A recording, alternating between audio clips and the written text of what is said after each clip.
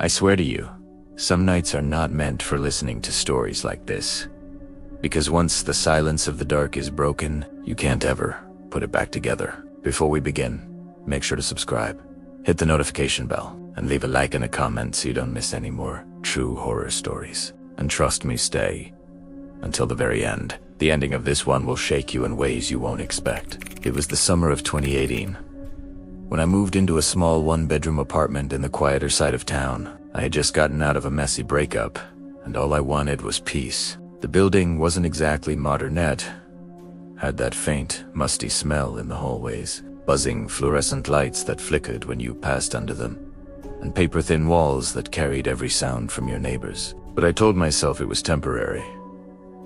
Just a place to get myself back on my feet. The first few nights were uneventful, aside from the creaks and groans of the building. I got used to the muffled conversations from the couple next door, the distant bark of a dog 2 floors down, and the occasional slam of a heavy front door echoing up the stairwell. Normal apartment stuff. But then, something changed. On my 4th night there, I woke up to the faint sound of tapping. At first, I thought it was pipes old buildings. Then to make noises like that, but this wasn't random clanking. It was rhythmic. 3 soft taps, a pause, then 3 again. Almost like knocking. I sat up in bed, straining my ears. It was around 3 a.m., and the room was pitch black. The only light came from the street lamp outside, bleeding through the crooked blinds. The tapping continued, steady, insistent, and it wasn't coming from the walls. It was coming from my window. Now, I lived on the 3rd floor. My window overlooked a narrow alleyway that barely had enough space for the garbage bins. No balcony, no fire escape, nothing a person could realistically climb. Still, the sound was clear, unmistakable. Tap, tap, tap. Pause. Tap, tap. My heart hammered against my ribs as I forced myself out of bed. I didn't want to go near the window, but curiosity was stronger. I slowly pulled the blinds apart with 2 fingers, expecting to see, I don't know, maybe a bird or a branch swaying in the wind. But there was nothing. The alley was empty, silent. I told myself I was half dreaming, maybe confusing some other noise with my window. I shut the blinds, crawled back into bed, and eventually drifted into an uneasy sleep. The next night, it happened again. Same time, same rhythm. And again, nothing when I checked. By the end of the week, I was dreading the nights. Every evening, as soon as the sun dipped below the horizon, I felt a sense of dread tightening in my chest. I tried blasting music, keeping the TV on, even sleeping with headphones in. But no matter what, I'd wake up around 3 a.m. to that tapping. Always the same pattern. Always at my window. One night, I decided to ignore it. I lay frozen under the covers, refusing to move, trying to convince myself it wasn't real.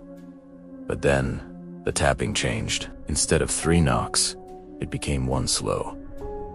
Deliberate drag-like fingernails scraping down the glass. I couldn't hold it in. I bolted upright, ripped open the blinds, and pressed my face to the window. Nothing. Not a single sign of life. Just the dark alley, the overflowing trash bins, and the faint smell of rotting food wafting up. But here, as the thing that made my blood run cold, there was a mark on the glass, a faint streak, smeared downward, as if someone had indeed dragged their hand across it. I didn't sleep the rest of the night. The following morning, I checked the outside of my window from the alley. There were no ledges, no ladders, no way for anyone to be up there. I stood staring up at my own window, wondering if I was losing my mind. I tried to brush it off, but the unease never left. And then, a few days later, things escalated. It was around midnight when I got home from work. I tossed my bag on the couch and collapsed into bed, too tired to eat. I must have dozed off instantly, because the next thing I remember was waking up to complete silence. Not the kind of silence that feels peaceful, the kind that feels oppressive, heavy, like the air itself is holding its breath. Then the tapping started. Only this time, it wasn't at the window. It was inside the apartment. 3 soft taps coming from my bathroom. I froze, every muscle in my body tense. My bathroom door was slightly ajar, the faintest sliver of darkness visible from my bed. I told myself it had to be the pipes, maybe the sink dripping, anything logical. But the sound came again. 3 sharp knocks, echoing off the tiles. I sat there for what felt like hours, staring at that open door, waiting for anything to happen. Eventually, the sound stopped. I don't remember falling asleep, but I woke up the next morning drenched in sweat. That day, I seriously considered moving out, but my lease was locked for 12 months, and I didn't have the money for a penalty. I tried telling myself it was stress, maybe even sleep paralysis, though I'd never had that before. Still, I started noticing small things around the apartment that I couldn't explain. A glass moved from one side of the counter to the other. My bathroom mirror fogged up even though I hadn't showered. And once, when I came home from work, my bedroom window was open, and written into the thin layer of dust on the sill were 3 letters, crudely traced by a finger.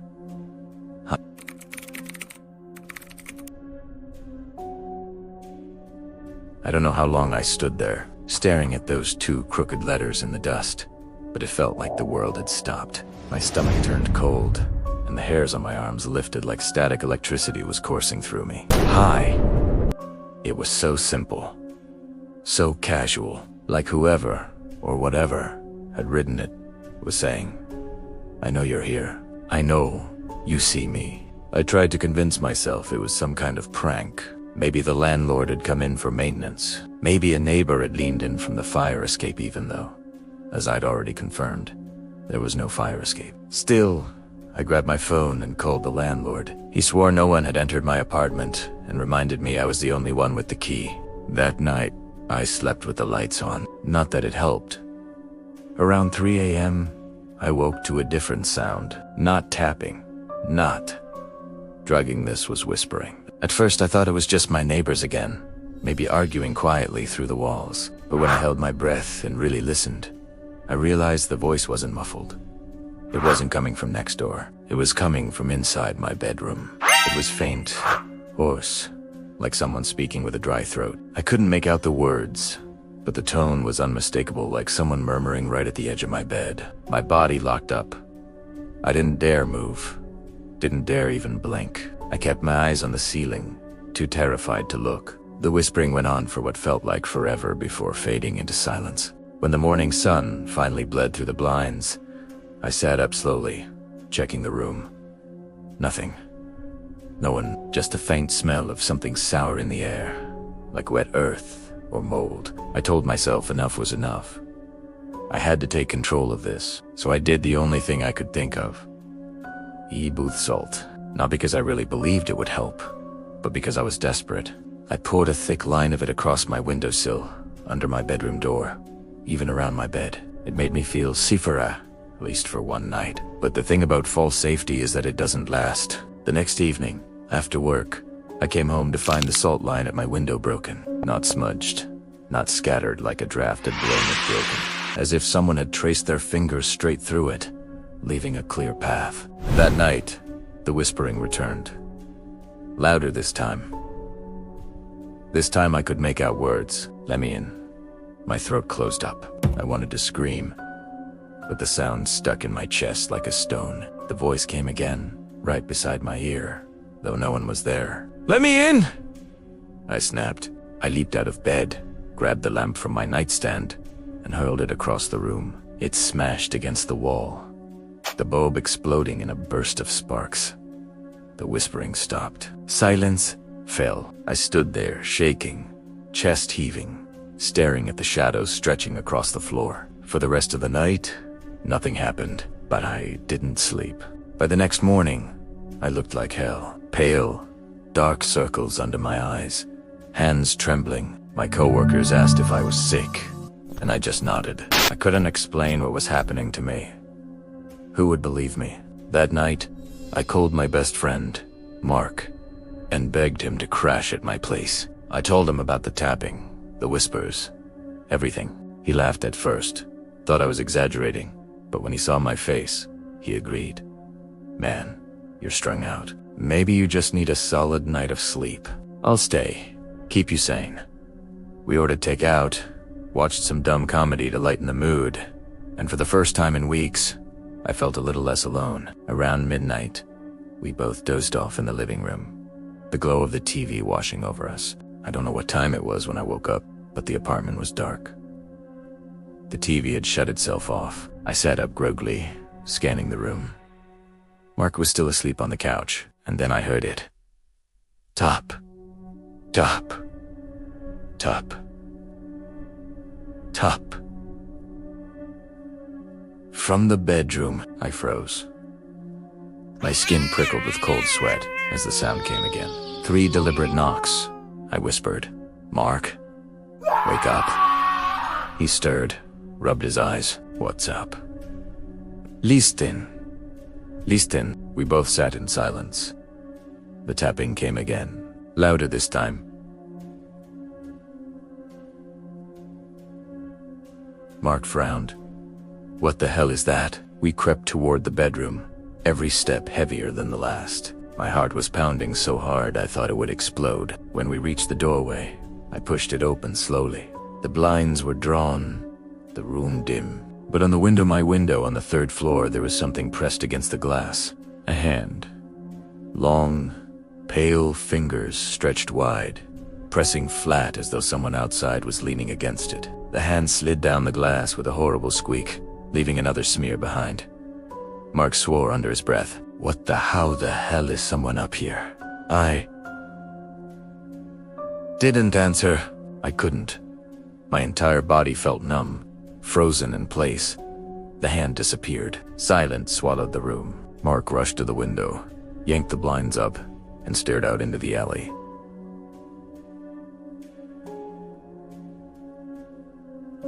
Nothing. Just shadows and trash bins. We stood there for a long time, waiting, expecting something else. But nothing happened. Finally, Mark turned to me. "Dude, you weren't kidding." I saw it. I saw the damn hand.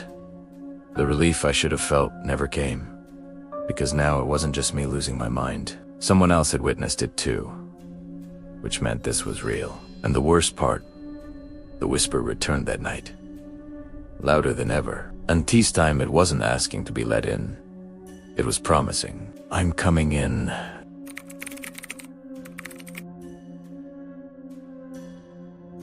I woke to the sound of something heavy in the kitchen. For a second, I thought it was Mark, but he was still asleep on the couch. The apartment felt smaller.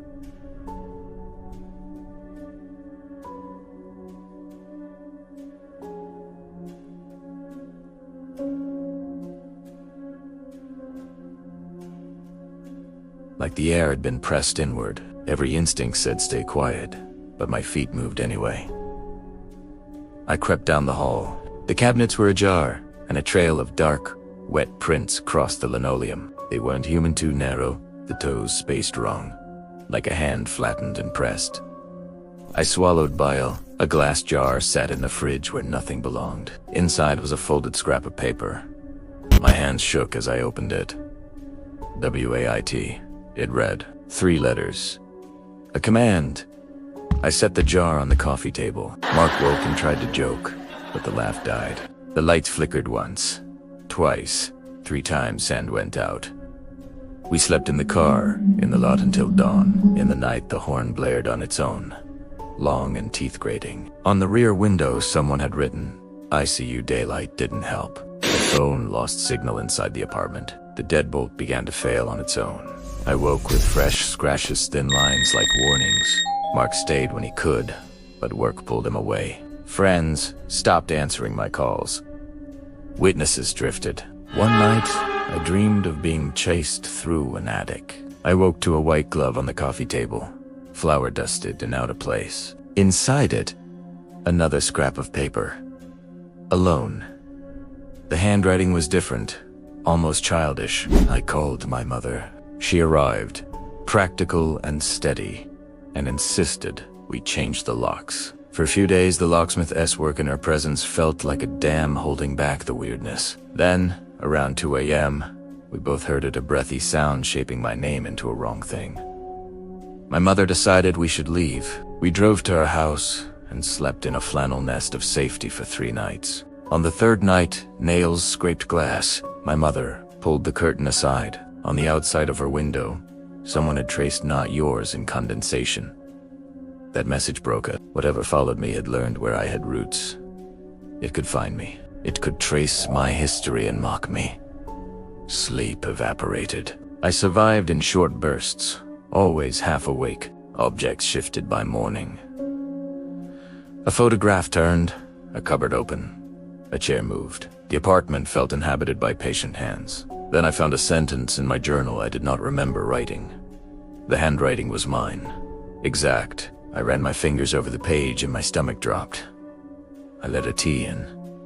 The line felt like a verdict. I tried to remember the moment, but my memory slid away like a wet glass. Did I open a door in a blackout?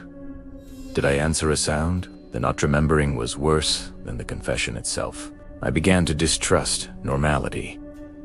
Mark's jokes suddenly felt like tests. My mother's insistence on rational fixes felt like denial. I oscillated between needing help and fearing that help would make it worse. On a rain-slick Tuesday, I came home to the door, standing ajar. Chairs faced the hallway as if arranged for company. On the floor was a cracked ring of salt. Inside it, footprints that stopped at the couch, then nothing. The prints looked elongated, like someone standing on tiptoe. On the armrest, another scrap of paper. Welcome. The handwriting was neat and final. That night, the whispering didn't ask. It spoke details from my life, tiny things, only I knew and recited them like a litany. It told me the exact moment I'd first noticed the tapping, how my hand had trembled as I smudged the window, what I had thrown across the room. It spoke in the cadence of memory and pity, which felt worse than hatred. I thought fleeing might help. I moved between homes, hotels, my mother's spare room. It followed in small notes and marks. A thumbprint on a glass, a smear on a stair, a single glove on the couch. It learned my roots, my habits. It studied me, tried to fight back. I mounted a cheap camera in the living room, fresh. Battery, empty card. For 3 nights, the footage was noise, until one frame showed the back of a head pressed to glass. Lank hair, an unnaturally long neck. It lasted less than a blink, but it hollowed me. The next morning, the lens was smeared, and the bathroom mirror had one word, traced in condensation: home. The letters were shallow, deliberate. Mark stopped coming. He said he was tired, but his avoidance felt like betrayal. Ordinary things, cups, curtains, door handles became evidence that I was watched. My name, my small, private moments, the way I fumbled Kisachi was collected and returned like a proof. I waited for an end, for the thing to enter or leave. There was none. Only the patient lesson that a boundary had failed and that, somehow, I had been the one to open the door. Every night it practiced patience. I practiced terror daily.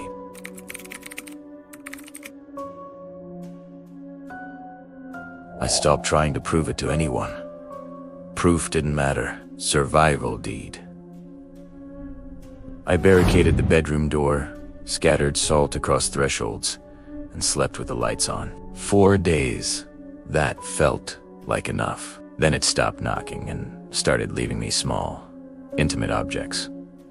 A knotted shoelace on my pillow, a smooth pebble with a groove on the sill. Each item felt like a personal letter. One evening I came home to find the living room rearranged. Books were stacked in a spiral. Every photograph faced the wall. The TV was off. On terremote, folded scrap of paper in my handwriting read, "You let me watch." Other phrases went through my head: paranoia, prank butt. The line lodged in my chest. In small ways, I must have given it openings. A late night, a blink of exhaustion where the door was left ajar. It had been patient enough to notice. I slept in my bed and set up 2 cameras. I wrote on the wall, "If you want something, say IT."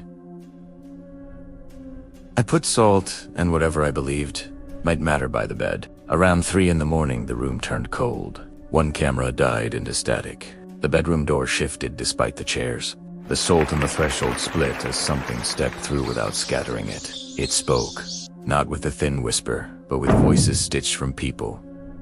I knew my grandmother's softness, the landlord's flat tone, a nurse's tired patience. "We don't want to hurt you," it said. "We just want a place to watch." The bed dipped, like someone perched at the edge. A pressure met my feet, cold and flat. My lamp flared and went out. A laugh filled the dark like pages turning. When I asked what it wanted, it answered simply. A small room to call home, to listen without walls, to watch without stares. The window fogged inside out even though the night air was dry. Fingers traced words across the glass, backwards to me. "Let us in." A cassette tape appeared on the nightstand with my name scrawled on the label. I found an old player, fed the cassette in, and listened. My voice read journal entries I did not remember writing. Under it, layered, an older voice breathed. "We live where you sleep." After that, everything blurred. The camera caught a blurred silhouette moving toward the window. Another camera went black. In the morning, the bed was empty, the salt ring intact. My phone gone. The cassette lay on the pillow, tape pulled loose like ribbons. On the coffee table, a neat square of paper read. "Thank you for letting us in." I moved. I kept moving hotels, friends, couches, my mother's spare room. Marks followed. Smudged fingerprints on a windowsill, a thumbprint in dust, a single white glove left on an armchair. Notes turned up in handwriting almost mine. The thing did not smash or snatch in obvious violence. It invaded by intimacy, by carving away privacy until there was nothing left to hide behind. Friends thinned. Mark called less. The landlord stopped answering. I found that fear shrinks the world differently than loneliness does. People drift away until you are left with only the small defenses that once looked childish, but now were all you had. Months later, a camera in a new rental captured a single frame I could not look at for long. A back pressed to the window, shoulders too long. A face that reflected the room back like glass, without eyes. I learned to dread the sound of a pebble dropped on tile, because sometimes it was the marker of a presence who sampled my spaces, like a bored guest checking rooms. Rituals helped for a little while. Salt, iron, taped prayers that tasted like superstition. I burned the scrap that read "Thank you for letting us in," and buried the ash in the gutter. The next morning, the ash was scattered and the same message carved lightly into the underside of the splintered windowsill. I stopped believing gestures could change anything and began to believe only in noticing. The way a photograph tipped forward, the way a remote sat in the center of a spiral of books. Sometimes I play the cassette again not because it comforts, but to prove the sound existed. The older voice will breathe a line and I will know where it learned my life. Cameras have caught only hints. A shoulder too long. A patch of darkness that reflects the room. The marks it leaves, pebbles. Notes. A reversed message on glassar signatures. They remind me this quiet is shared and that privacy is porous. I wrote one last instruction in a journal I left, by the door of a place I would not stay. Check your windows at night. If you hear faint tapping, do not reply. Do not pull the blinds. Do not lower the small defenses that make up your life. If you feel watched, tell someone. If they don't listen, leave. I cannot promise a heroic ending. There was a moment when I thought of staying, of fighting with light and sound until the thing tired. But it is patient in a way people are not. It learned my routines, my little lapses. It practiced being ordinary until I mistook its presence for a neighbor's shadow. It did not need to take me. It needed only to settle in the thin place between wake and sleep, where memory blurs and boundaries slacken. Sometimes, late when the world is a quiet glass bowl, I still hear it. A soft, regular tapping against the window like fingers counting down. If you are listening now, check the window nearest you. Notice small things, an object misplaced, a photograph turned. Those are the invitations. Leave a comment with what you think happened. Like if this unsettled you, and subscribe for more true stories. And whatever you do, don't answer the tapping. Please stay safe and watch.